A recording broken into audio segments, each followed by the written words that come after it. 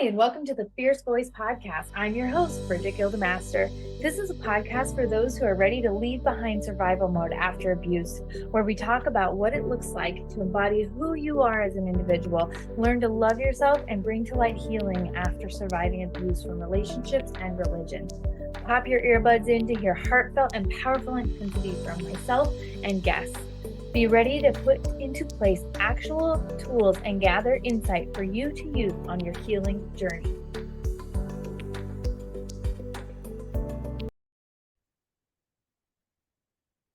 Welcome back to another episode of the Fierce Voice Podcast. I'm your host, Brigette Gildemaster, flying solo today. So I am so excited to jump right into this topic because this is one that I have learned through the hard way and experienced and have so many stories, personal stories to share myself in associating with these symptoms. So, as you saw from the title, this podcast is all about how the body processes emotions and handles that physically. How does our emotions and trauma correlate into our body and how we should be listening to that? This is such It's getting more common, absolutely. I mean, 5 years ago or more when I started this journey, so much of this was nuanced, and I definitely wasn't hanging around the right types of people to know that this was real thing. I thought I was trailblazing it and, just all these new thoughts and concepts and just learning trial and error in so many ways. I hadn't come across the support group that I've come across in the last 9 months to know that, this was becoming more known. And so, which has been just a huge part for me in healing, like this is why I just love that we all are sharing and speaking and talking because we all have so many connections. And as common as this is, there's still so many people I run into where I'll even make it the slightest comments of, how our energy and emotions are connected with our physical body. And I get the crazy eyes. And so it still just needs to be shouted to the rooftops that this is affecting us and this is manifesting in our bodies. And in women especially, 80% of women deal with autoimmune disorders, stress, anxiety, all those kinds of things. And it's manifesting in our bodies. How we have been treated over generations and are continuing to be treated today is showing itself in our bodies. Like, we can't take this. We are human beings just like everyone else. And it's it's showing up that we are not being respected, we are not being valued, we are putting ourselves last. And even if we are taking the time for self-care on certain levels, if we're continuing to remain in environments that are destroying us, it's not going to solve any problems. You can't continue to, put out a fire while someone is throwing gasoline on it. It's not going to happen. And so we have to take a step back. And some of these are just some really great things to step back and look at and evaluate. Okay, why is this happening in my body? Why is this manifesting? And like I said, I have some great stories in my own life of learning the hard way on how this started to show up, and things even in hindsight, how I was like, wait a minute, we don't deal with that anymore. And this is what we've changed, and it correlates beautifully. So I really hope this is helpful thing to go over and talk through. It's just been heavy on my heart because I see it being dealt with so much, especially in the physical body, and things I've seen, and so many people who I've talked to, especially I think a big one is like weight gain. For me, weight loss. People look at me, and obviously I have some genetics in play, but I'm tall and skinny and all of that. And people are like, how do you do it and eat all this and whatnot? Well, I'm actually underweight in so many ways, and it's my stress and my anxiety. And I do have a good metabolism, but they don't understand that the flip side of it as well is just as bad. And therefore I deal with a whole host of other health concerns as well, being underweight. And I've know so many people who struggle to lose weight, and once they've dealt with some emotional stuff, they lose the weight. And it's amazing. And it's not something that is being taught to us. We're being body shamed and told to eat better or do this or that. And when really it's part of the healing. It's part of the healing and the body telling us what's going on. So, that's a big one. And then, I have a whole list of stuff here that I, um, have also had experiences with, and I've seen my kids have experiences with. And the amount, once we start recognizing the amount that trauma and stress has on our body and how our body wants to live and thrive. I grew up majorly in the 90s. Everyone did, just, oh, my body hates me. And it's not the case. Our body is telling us things. Our bodies are telling us something's wrong. Please fix it. And we need to slow down and listen. And I feel better now in my 30s than I ever did when I was in my teens, which is not normal for many people to say. I'm 30s definitely hit some things differently, but also just that amount of energy and love for life that I have, the physical capabilities that I even have is just astounding to me. My 20s, I went through obviously so much. Those of you who know my story, and everything that I went through with my first husband and my religious beliefs and all of that being shamed in that way, it took a huge toll on me. And that, you know, um, resulted in when I was going through that, there were definitely times of, energy and fatigue and tiredness where I just couldn't, and there was no reason for it, and it would definitely could be related to a lot of depression. Obviously, my world was being flipped upside down. But I've noticed it even in the last year or so when I get around a toxic person for a extended amount of time.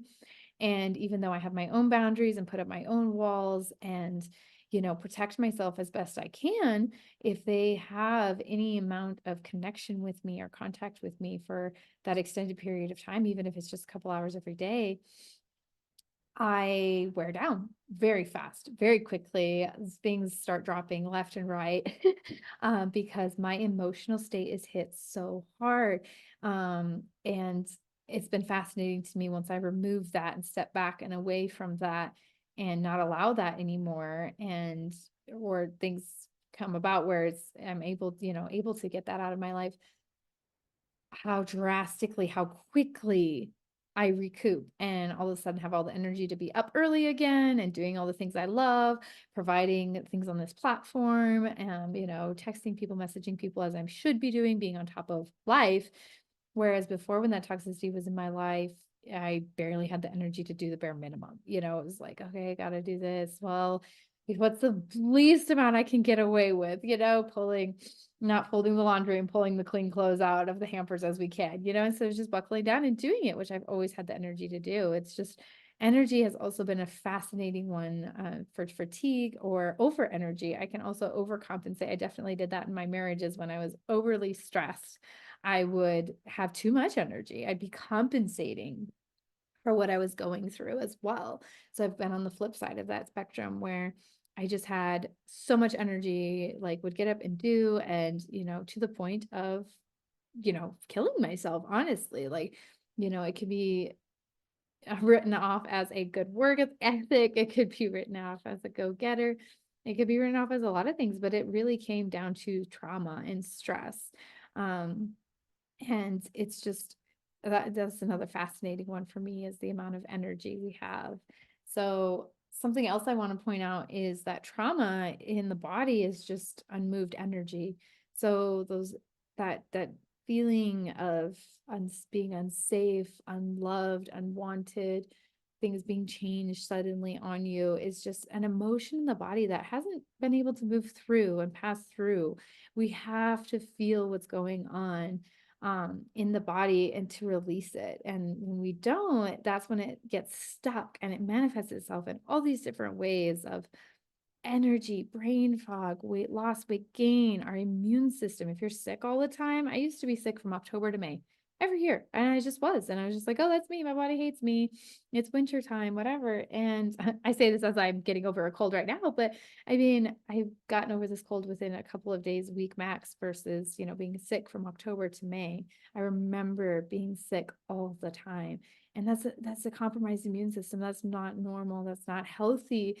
And there was so much where, yes, I believe in, nutrition and eating healthy, but it was the environment in which I was in, the people I was around, the mindset that I had about myself, what I was telling my body it couldn't do.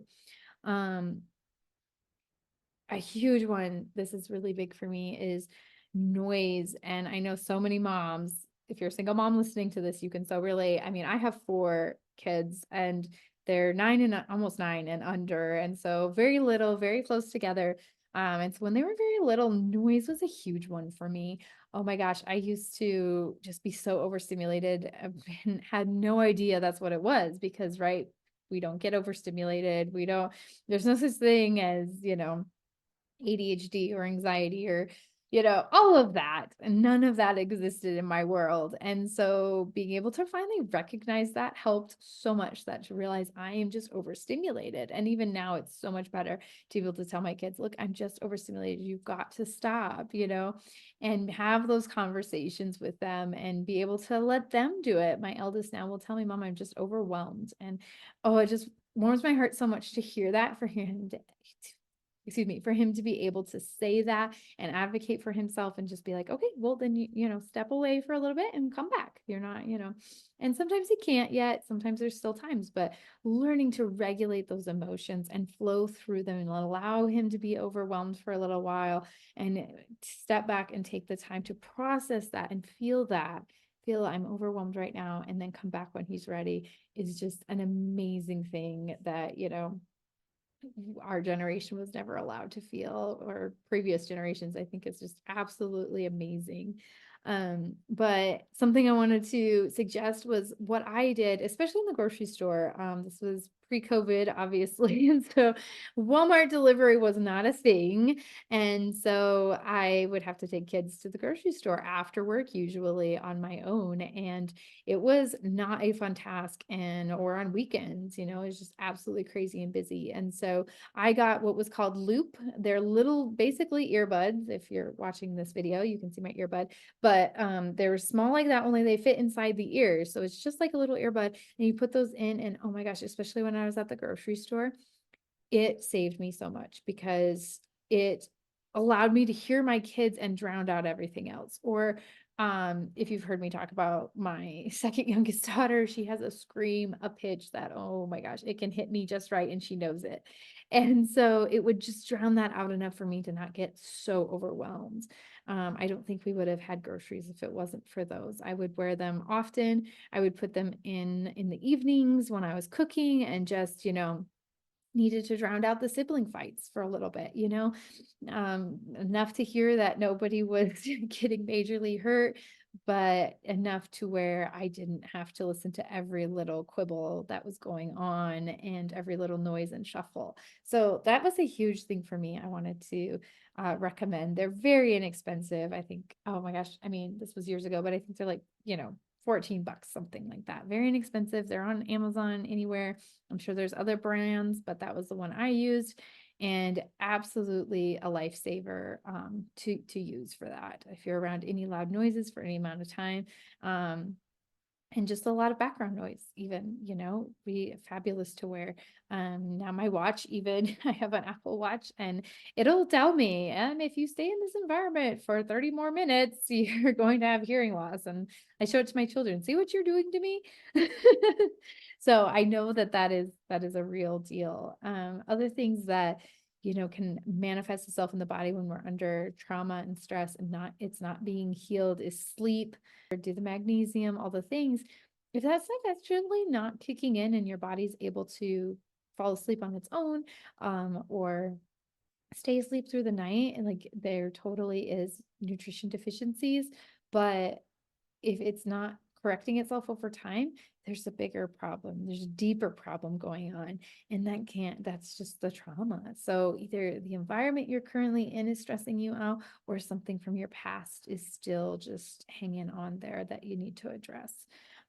With that, like dehydration, not wanting to drink water is a sign of stress, not wanting to stay hydrated, which causes dry mouth. I remember having that all the way through high school, like dry mouth and being dehydrated. So interesting to me. Excuse me. Different things like appetite. I stress eat sugar, but then I'll quit eating meals. Obviously, is a huge one for me. I can definitely tell my appetite where I am on the stress spectrum. And like I said, with sugar, if I'm having too much sugar cravings, definitely stress eating. If I'm not wanting to eat, I know I'm stressing. That's something that manifests huge in my body, that I've been able to identify and be like, oh, I'm actually stressed. What's going on? Let's address this.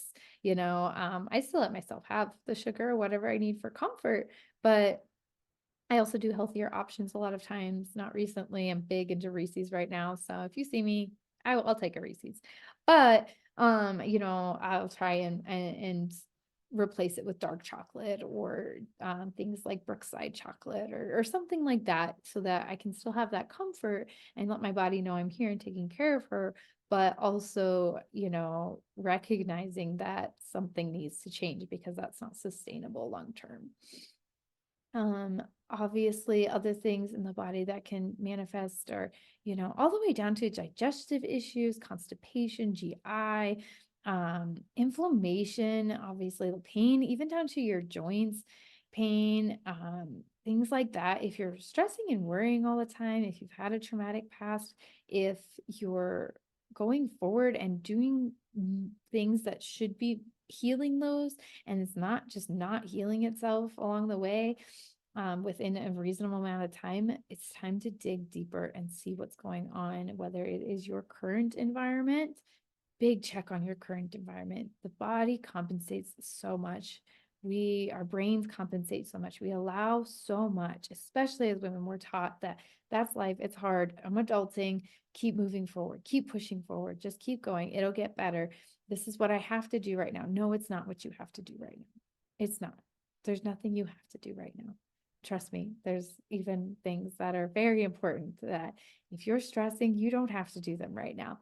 You've got this. Like, take a step back and really evaluate what needs to happen, what's going on, the relationships in your life, the environment you're in, your work life, your home life, your finances, your, church life, your extra activities. Is there one person who is just like causing you all kinds of problems that you dread seeing, that sometimes it's hot and cold. You feel safe, you don't feel safe. You just never know kind of what's going to come out of their mouth, what they're going to say, how they're going to respond, what their mood is like. Get that evaluated in your life right now. If there's stuff in your past that you need to deal with, there's so many tools out there to deal with past trauma, and finally let that flow through your body and release it. Things like I used to have, before I really changed my environment and said, this is enough. I'm not living like this anymore. There's got to be an answer. There's got to be a way. Before all of that, I had so much nervousness, anxiety, just constant worry and thoughts in my head, and that hamster wheel going on. I ran things over my head 100 million times. I second guessed myself all the time. I never was able to completely rest my thoughts. And it manifested itself, like I said, in nervousness in my body. Was always nervous. My heart was always racing. My anxiety levels were just always high. I could never just rest. I think I've said that 5 times now. I think I got that across. Anyway, and so, in that time, like, I just counted it as normal. I just thought that was normal. I just was like, well, I've been through a lot. I've always been through a lot. I've never been very healthy as I was learning about things in the body, and, just always chalked up to that. And I finally said enough, and taking that time to sit with myself and actually calm my body, talk to my body, reconnect with my body.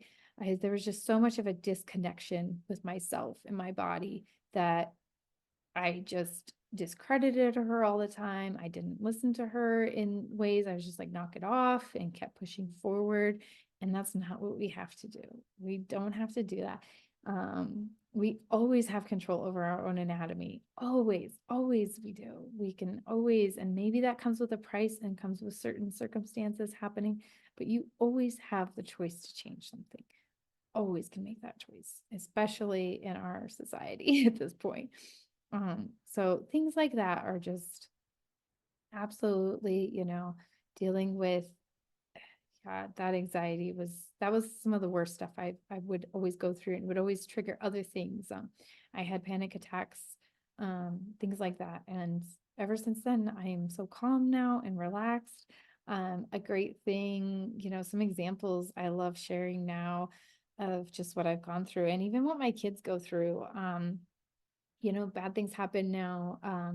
I rear-ended someone a while ago, and just, I don't, it happened, and I was doing a million things while driving, including talking to my children and all the things. And normally that would have been shaking getting out of the car. I would have just 100 things in my head. I would have been beating myself up for it. I'm actually a very good driver. I've had very few accidents. And so there's no need for that. And this time I didn't. I got out of the car. I talked to the lady, all the things. Some other things happened with that, but I won't go into that. But anyway, and it flowed, and I'm going to take care of it and go forward.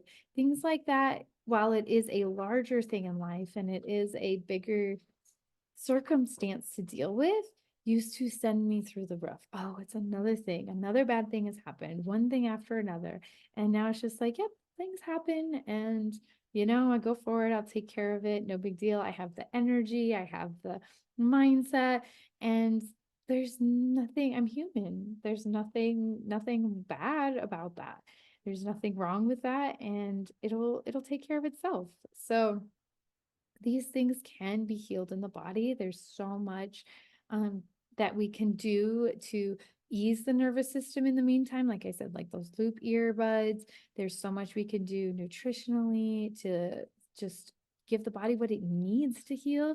And then through movement, that staticness, when we're not allowing things to move and flow through the body and trigger and target those emotions and connect with our body, there's so much we can do just on your own or with a guide to talk to the body and allow things to flow. And I don't believe that we have to relive anything in order to heal from it. I think there are some things I have, and there's some tools I use to do heal that way. But it's definitely by my choice. I think there's so much somatic things we can do through yoga and movement and breath work, where the body will just naturally release it and heal on its own, and we can move forward and don't have to go through all that. We don't have to re-traumatize ourselves to heal from trauma. And there's so much of that. And if you're ever wanting to have a one-on-one conversation about that, I have so many tools in my bag. I've been through this now for many, many years and talked to many, many people. And so I have many tools and know where to point you in a good direction. You're always welcome to reach out to me.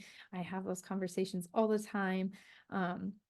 As things go forward, that's always available right now. So, but yeah, those are things I want to share. And I feel like, I hope that just helps you be more aware. Be more aware. If you're feeling a disconnection in your body where you can't connect and you can't actually pinpoint what's going on, those are red flags. We need to address something. If you're feeling, you're anxious all the time, your life is chaos all the time, that bad things are always happening one right after another, and you don't know how to handle them. If you're not eating right, hydrating, sleeping well, we have to do these very basic things for our body. This is basic humanity. This is what our body needs just to survive, let alone thrive. And that's what you should be doing, because you deserve it, especially after everything you've been through. We deserve to thrive just as much as the next person. And even more so now that we have this lived experience, unfortunately, but it's very true. Like, we can take this and go forward and help ourselves better and share with others. And if you don't have the energy to do that, to help yourself, we can't help others as well. So yeah, I hope this was helpful. If there's anything else you'd like me to cover in this episode, drop comments, let me know, reach out. You've all been absolutely amazing. I'm so excited to kick off this third episode in season 3. Just absolutely humbled at the response I've gotten from everything and how things just keep going forward. I never would have expected it, but I'm so glad it's helpful. And I just love getting all your messages, never enough. So I appreciate that and have a wonderful rest of your week. Thank you for joining us today on the Fierce Voice podcast. I truly hope you found healing insights, tools, and a space held for you in this journey. We are all in this together and you are not alone. You can find me, your host, Brigette Gildemaster, on all social media platforms and check out my website at www.brigittegildemaster.com, where you can listen to past Fierce Voice episodes, check out my media features, find my books, and inquire about booking me for your next virtual or in-person event. My keynotes are impactful with real-life stories, actionable tools, and inspiration for healing after a life-altering experience. Or check out my workshop event to learn more about how you can prevent abuse in your area. Have a wonderful day, and we'll catch you next time on the Fierce Voice Podcast.